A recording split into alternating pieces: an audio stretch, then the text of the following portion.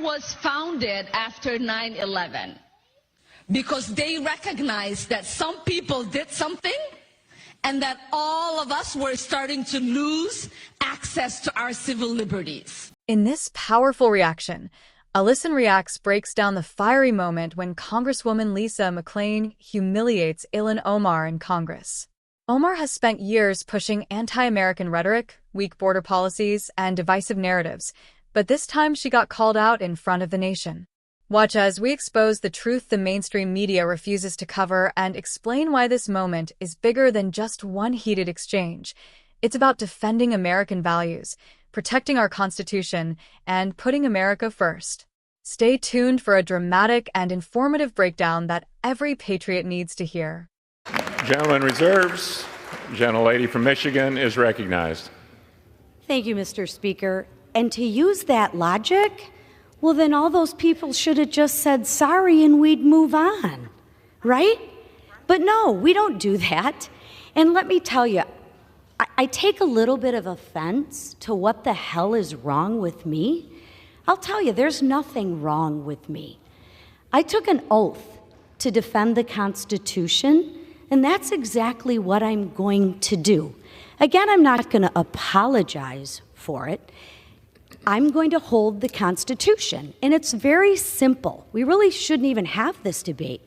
If you break the law and you follow due process, there are consequences to your actions, even if you say sorry. So we can try all of the diversion tactics that we would like. It doesn't change the fact that someone broke the law and that someone should be held accountable. It is disappointing, Mr. Speaker, that their own party can't hold them accountable, that they have such hypocrisy. So with that, I yield 2 minutes to my friend from New York, Nicole Meliatakis. Gentlelady is recognized for 2 minutes. Thank you. This debate today, it's about who gets to be an American. What opinions do we have to be counted as Americans? This is what this debate is about, Madam Speaker. There is this idea that you are a suspect if you are an immigrant, or if you are from certain parts of the world, or a certain skin tone, or a Muslim. It is no accident that members of the Republican Party accused the first Black president, Barack Obama, of being a secret Muslim. It is no accident that former President Donald Trump led a birther movement that falsely claimed he was born in Kenya. Because to them, falsely labeling the first and only President of the United States of America a Muslim and African immigrant somehow made him less American. Well, I am Muslim. I am an immigrant, and interestingly, from Africa. Is anyone surprised that I am being targeted? Is anyone surprised that I am somehow deemed unworthy to speak about American foreign policy, or that they see me as a powerful voice that needs to be silenced? Frankly, it is expected, because when you push power, power pushes back. Representation matters. Continuing to expand our ideas of who is American and who can partake in the American experiment is a good thing. I am an American who was sent here,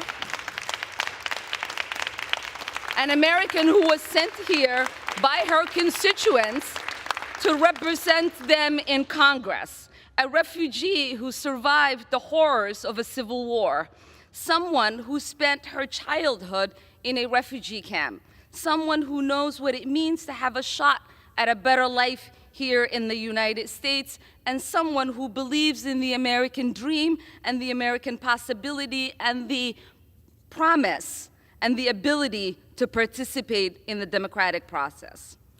That is what this debate is about. There is an idea out there that I am not that I do not have objective decision making because of who I am, where I come from, and my perspective. But I reject that.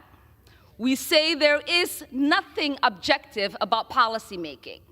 We all inject our perspective, our point of views, our lived experiences, and the voices of our constituents. That's what democracy is about. So what is the work of the Foreign Affairs Committee? It is not to co-sign the stated foreign policy of whatever administration is in power. It's about oversight. It's to critique and to advocate for a better path forward. But most importantly, it is to make the myth that American foreign policy is intrinsically moral a reality. So I will continue to speak up because representation matters. I will continue to speak up for little kids who wonder who's speaking up for them.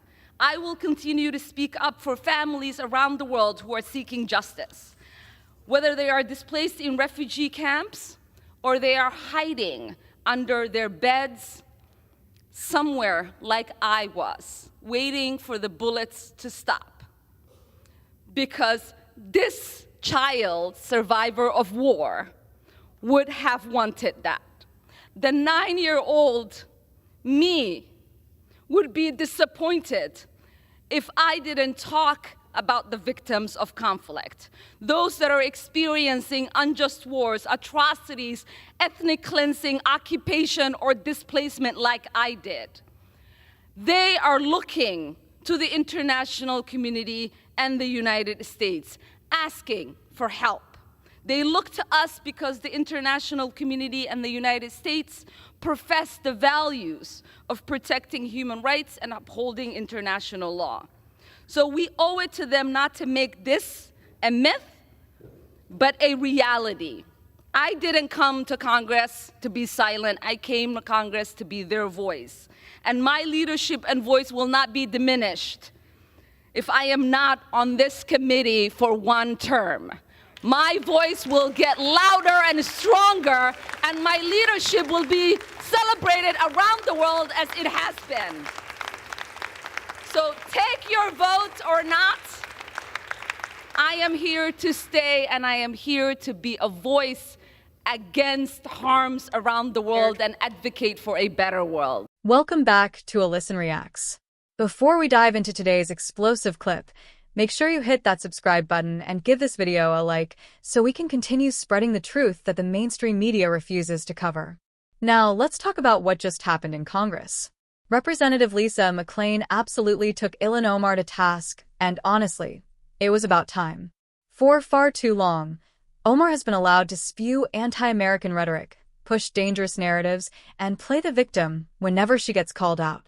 But today, she faced a dose of reality, and McClain delivered it without hesitation.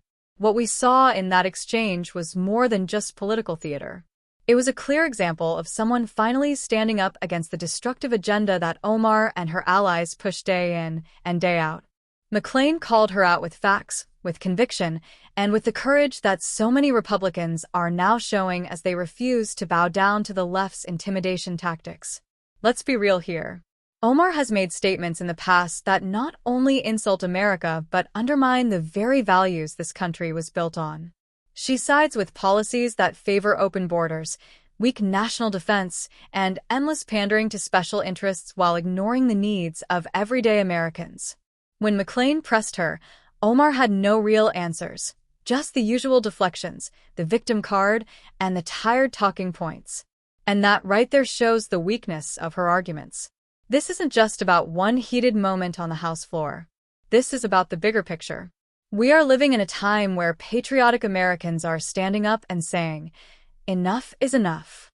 We're not going to sit back and let radicals rewrite our history, tear down our borders, and destroy our Constitution.